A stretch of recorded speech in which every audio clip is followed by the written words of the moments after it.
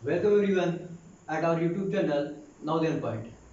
तो आज हम लोग इलेक्ट्रोस्टैट में आगे बढ़ेंगे और नेक्स्ट टॉपिक पढ़ेंगे दैट इज इलेक्ट्रिक फील्ड। तो आज हम लोग क्या पढ़ना है, हम लोगों को आज पढ़ना है इलेक्ट्रिक फील्ड। तो इलेक्ट्रिक फील्ड होता क्या है? This is the space around a charge in which it's electric force can be experienced. इसका मतलब स्पेस किसी भी चार्ज के चारों तरफ, मतलब कि कोई भी चार्ज है, ठीक है, उसके चारों तरफ जो भी स्पेस है, जहां तक हम लोग कहीं भी कोई चार्ज रखते हैं तो उस चार्ज के कारण उस पर फोर्स लगता है, तो उसको क्या बोलेंगे हम लोग? इलेक्ट्रिक फील्ड वहां तक है उसका। ठीक है, जैसे हमारे पास कोई मान लीजिए चार्ज है, ये कोई चार्ज हमारे पास क्यों है, ठीक, स्मॉल क्यू हमारे पास मान लीजिए चार्ज है। इसके कारण जहां तक भी ये फोर्स अप्लाई कर सकता है, अगर आप यहाँ पे कोई चार्ज रखते हैं या कहीं और रखते हैं, जहां तक ये फोर्स लगा पाएगा उस पूरे रीजन को हम लोग क्या बोलेंगे? इस चार्ज का वो क्या है? इस चार्ज का वो फील्ड है। ठीक है, इस केस में इसको क्या बोलेंगे हम लोग? Electric field. ठीक है, तो ये हुआ हमारा इलेक्ट्रिक फील्ड। क्या है? The space around a charge in which it's electric force can be experience is called electric field. ठीक है, यह डेफिनेशन आपको याद रहना चाहिए। और फोर्स के तरह ही यह भी आपका एक वेक्टर क्वांटिटी है। ठीक है, और इसका जो एसआई यूनिट है न्यूटन्स पर कूलम्ब है। ठीक, तो हमको ये पता चल गया कि इलेक्ट्रिक फील्ड क्या होता है। अब यहां पर हमने एक चार्ज की बात की, तो किसी चार्ज के कारण, कोई भी चार्ज है तो उसके कारण कितना इलेक्ट्रिक फील्ड जनरेट होता है, वो कितना होता है? तो हमारे पास यदि कोई पॉइंट चार्ज है, मान लीजिए आपके पास यही चार्ज ही पॉइंट चार्ज है, ठीक है, तो इसके कारण जो फोर्स लगेगा आर डिस्टेंस पे, मान लीजिए ये आर डिस्टेंस है, यहां पे जो इसके कारण फील्ड जनरेट होगा वो कितना होगा आपका? वो होगा आपका E बराबर, इलेक्ट्रिक फील्ड को E से डिनोट करते हैं, ठीक है, वो आपका E वेक्टर हो जाएगा। इसका मैग्नीट्यूड होगा K Q by R square. ठीक, कोई भी चार्ज है तो उसके कारण आर डिस्टेंस पे जो इलेक्ट्रिक फील्ड का मैग्नीट्यूड कितना होगा? K Q by R square. अब तो हमने मैग्नीट्यूड इसका देख लिया कि मैग्नीट्यूड इतना होगा। अब डायरेक्शन के बारे में हम लोग क्या करेंगे? अब डायरेक्शन, क्योंकि हमने यहाँ बताया है कि आपका इलेक्ट्रिक फील्ड क्या होता है? वेक्टर क्वांटिटी होता है। जब आपका इलेक्ट्रिक फील्ड वेक्टर क्वांटिटी होता है तो हमको उसका डायरेक्शन बताना पड़ेगा। किसी भी वेक्टर को कंप्लीटली डिस्क्राइब करने के लिए क्या क्या जरूरी होता है? उसका मैग्नीट्यूड जरूरी होता है, और क्या जरूरी होता है? उसका डायरेक्शन। हमको डायरेक्शन भी उसका पता होना चाहिए। ठीक है, तो चलिए, हमको मैग्नीट्यूड तो पता हो गया, और अब इसका डायरेक्शन क्या होगा? तो जिस तरह हमने अट्रैक्शन एंड रिपल्सन का केस कंसीडर करके फोर्स, हम लोगों ने फोर्स का डायरेक्शन पता किया था कि फोर्स किधर होगा, उसी तरह हम क्या करेंगे, यहाँ पे चार्ज को देखकर बताएंगे कि जो इलेक्ट्रिक फील्ड का डायरेक्शन है वो किधर होगा। ठीक है, तो इसका सिंपल सा केस है कोई। ठीक, देखिए, यदि आपके पास पॉजिटिव चार्ज होता है, क्या क्या होता है? यदि आपका चार्ज जो है पॉजिटिव है, चार्ज आपका कैसा हो सकता है? या तो पॉजिटिव हो सकता है या तो निगेटिव हो सकता है। ठीक है, यदि आपका चार्ज कैसा है?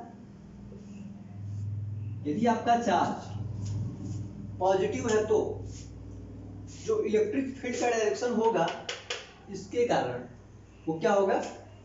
रेडियली आउटवर्ड होगा। ठीक है, मतलब जो इलेक्ट्रिक फील्ड वेक्टर होगा इससे बाहर के डायरेक्शन में होगा। समझ रहे हैं? जैसे हम आपसे कहें कि बताइए, इस चार्ज के कारण, पॉजिटिव चार्ज है, यहाँ पे इलेक्ट्रिक फील्ड का डायरेक्शन क्या होगा?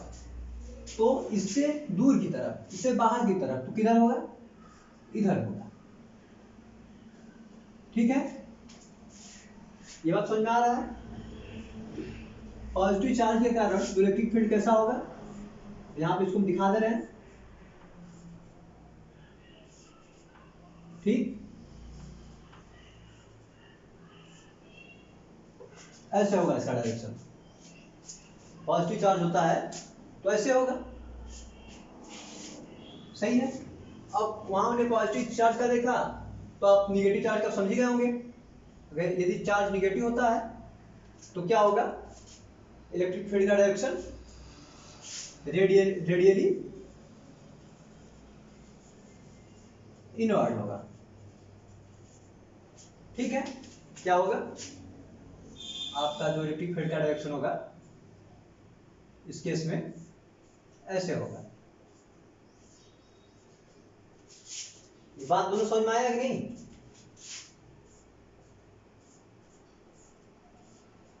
डायरेक्शन उधर का ही है।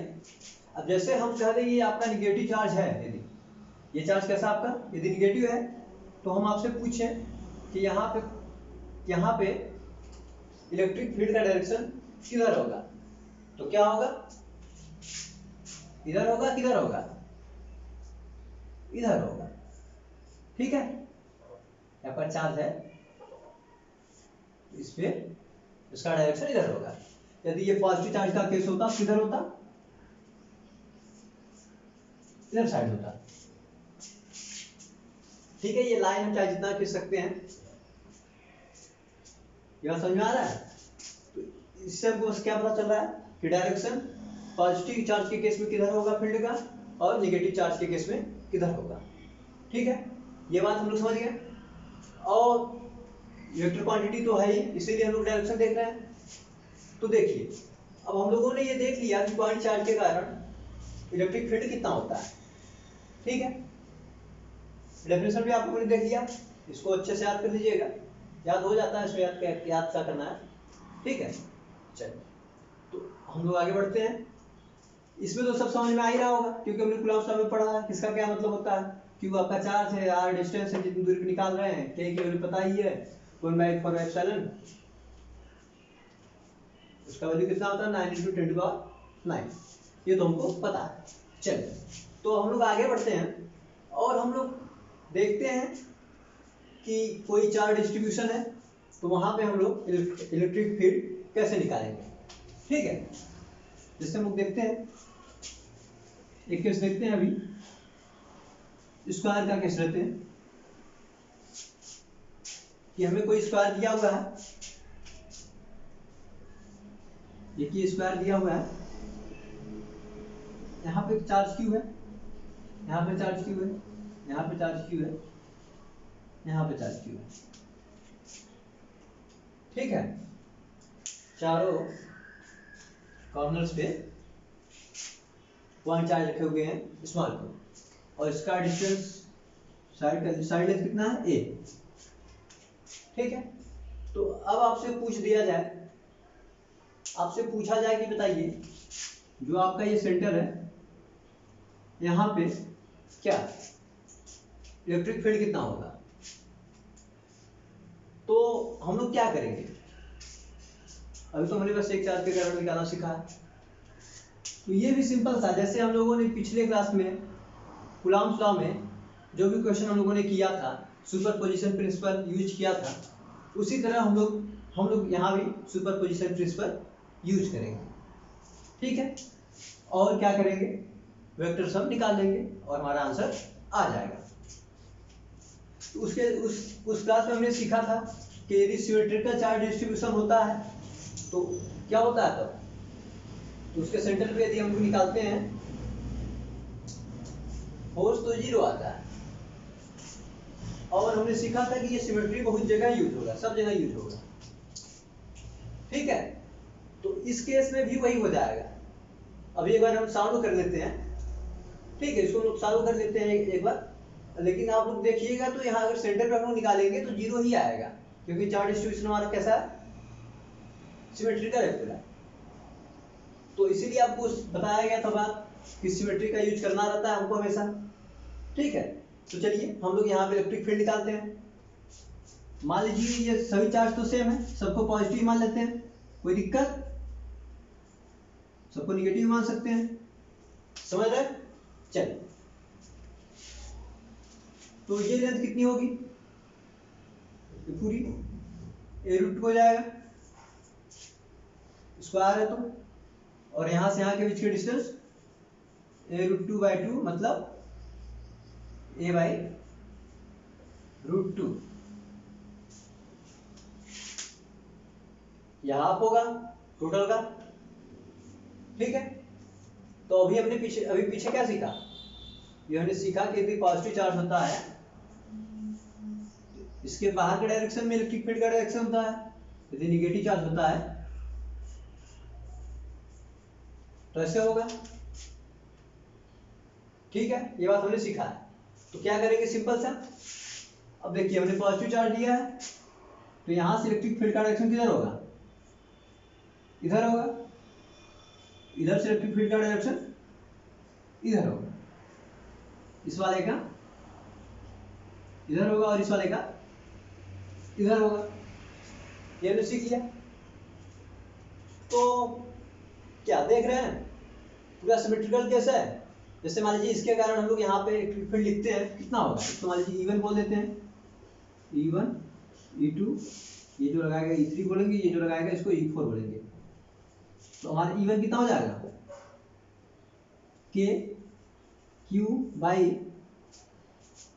A/√2 का स्क्वायर कितना हो जाएगा?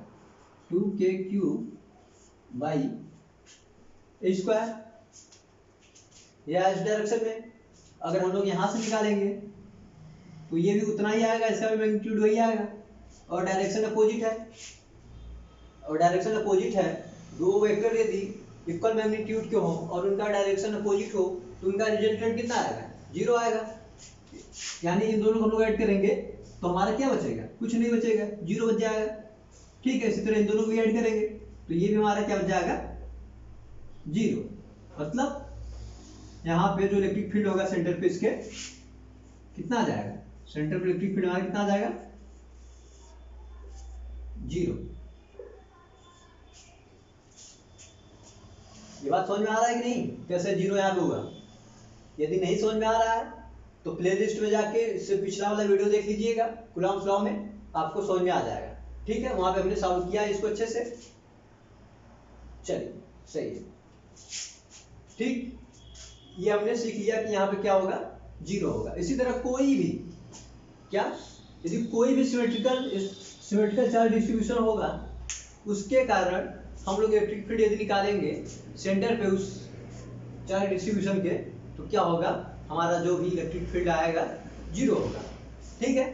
अब मान लीजिए, अब हम क्या करते हैं इसी केस में हम क्या करते हैं, ये चार्ज ले लेते हैं निगेटिव चार्ज। कैसा ले लिया? निगेटिव चार्ज ले लिया, ठीक है। अभी सब पॉजिटिव था हमारा, अब हमने ले लिया निगेटिव चार्ज। तो देखिए अब क्या होगा, देखते हैं क्या होता है। तो देखिए, आपको उसका एनालिटिकल मेथड पता होना चाहिए, सोचना कैसे। अब इसके सेंटर में फिर निकालना है, एक बार फिर हमको वही काम करना है। तो क्या है इस बार, इसके कारण तो फोर्स नहीं, सॉरी, फील्ड जो होगा आपका इधर लगेगा, पॉजिटिव है तो इसके कारण इधर लगेगा, क्योंकि पॉजिटिव जो चार्ज होता है उसके कारण फील्ड किधर होता है? रेडियली आउटवर्ड होता है, ठीक है। ये आपका पॉजिटिव चार्ज है तो इसके कारण किधर लगेगा? इधर लगेगा, सही बात है। अब देखिए, ये है आपका निगेटिव चार्ज, इसके कारण फील्ड किधर लगेगा? इधर लगेगा, ठीक है। मतलब इसके कारण भी आपका जो फील्ड आ जाएगा इधर ही आ जाएगा। तो यहां पे ये आपको दिख रहा होगा, वेक्टर आप जानते होंगे, 11th में आपने बहुत पढ़ा है। तो ये तो फिर 0 हो जाएगा, 0 हो गया ये तो। लेकिन इधर क्या हुआ है, यहाँ पे क्या हुआ आपका?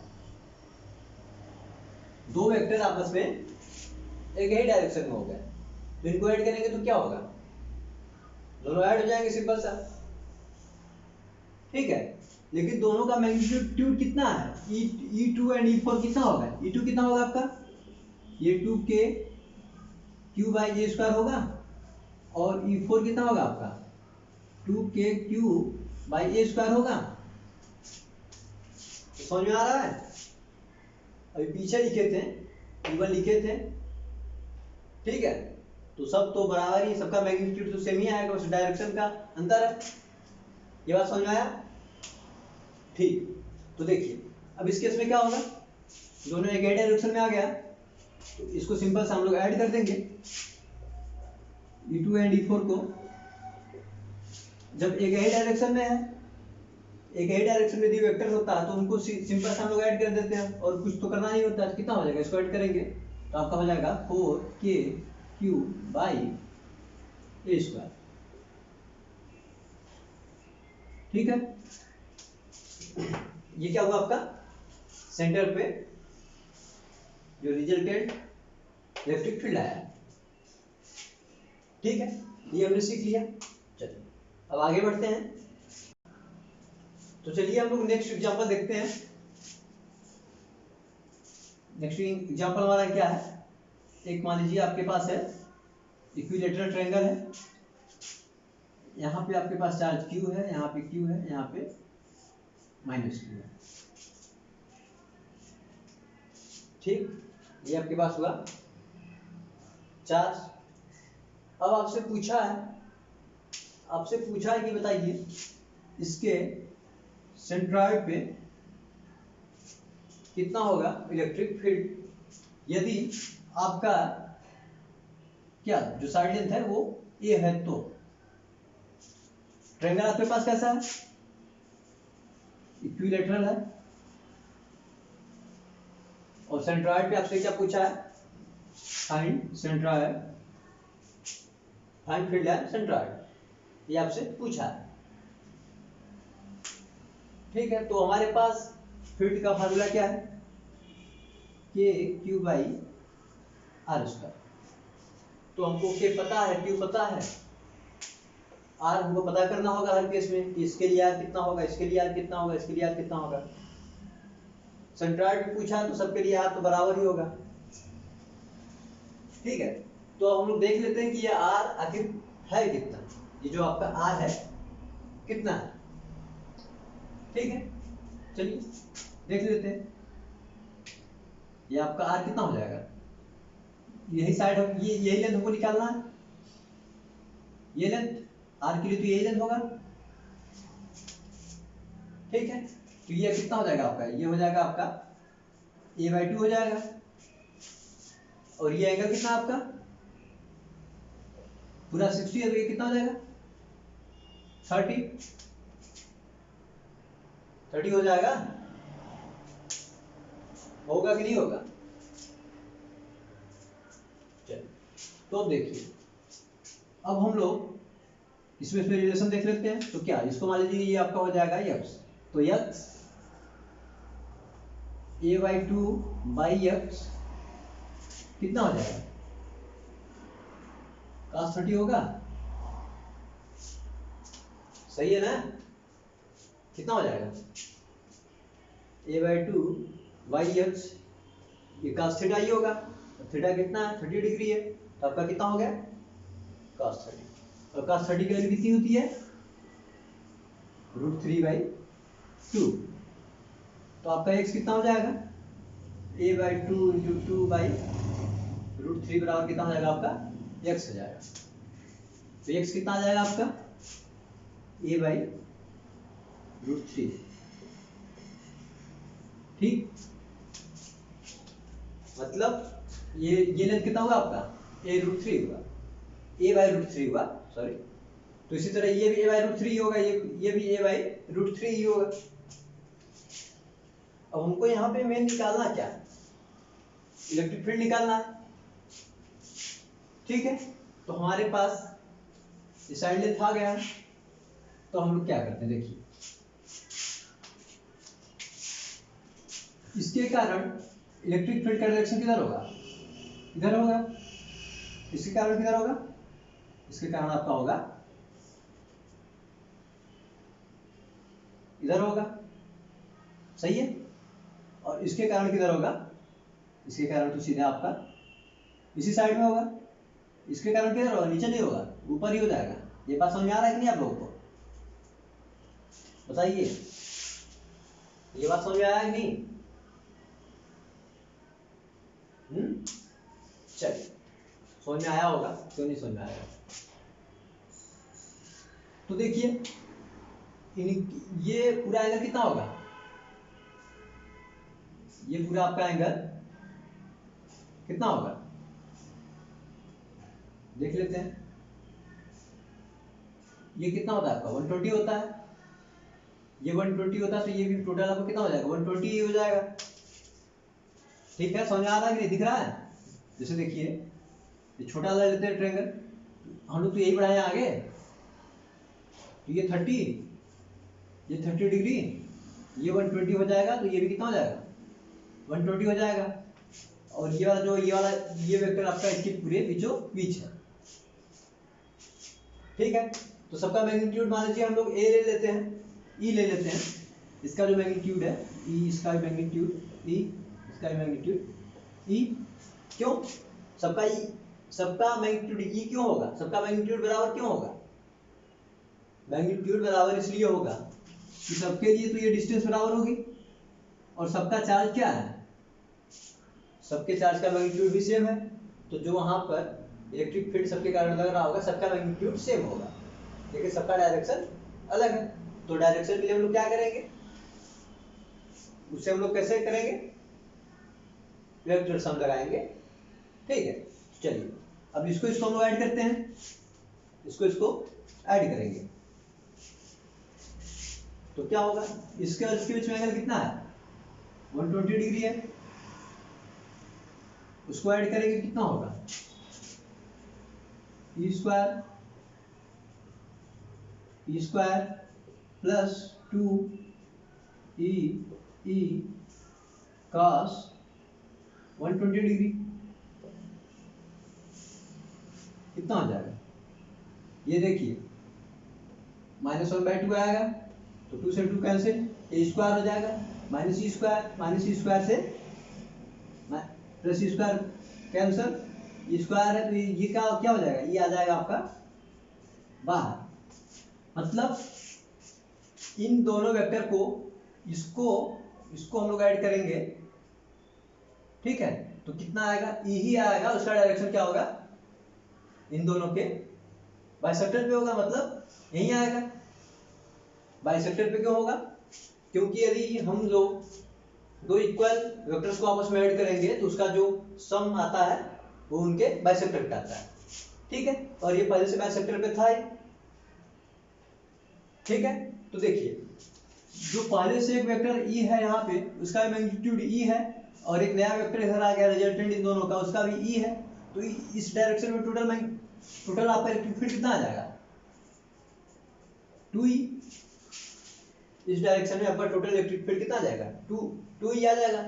और 1 ई की वैल्यू क्या है, ई की वैल्यू लोग लिख लेते हैं, कितना हो जाएगा ई की वैल्यू के क्यू बाई आर, कितना हम लोग निकाले थे ए बाई √3 का स्क्वायर, कितना हो जाएगा आपका ये 3k Q by A square. और इसी का 2 टाइम्स हमको निकालना है, 2 से मल्टीप्लाई कर देंगे, 2 से मल्टीप्लाई कर देंगे कितना हो जाएगा, कितना हो जाएगा 6।